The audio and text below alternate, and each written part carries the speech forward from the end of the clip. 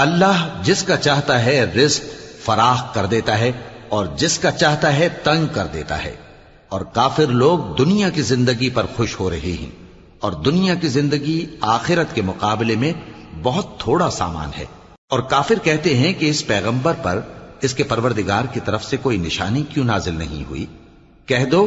کہ اللہ جسے چاہتا ہے گمراہ کرتا ہے، اور جو اس کی طرف رجوع ہوتا ہے اس کو اپنی طرف کا رستہ دکھاتا ہے، یعنی ان کو جو ایمان لاتے اور جن کے دل اللہ کی یاد سے آرام پاتے ہیں ان کو۔ اور سن رکھو کہ اللہ کی یاد سے ہی دل آرام پاتے ہیں۔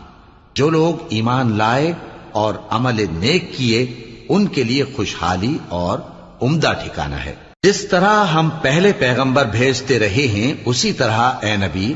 ہم نے تم کو اس امت میں جس سے پہلے بہت سی امتیں گزر چکی ہیں بھیجا ہے، تاکہ تم ان کو وہ کتاب جو ہم نے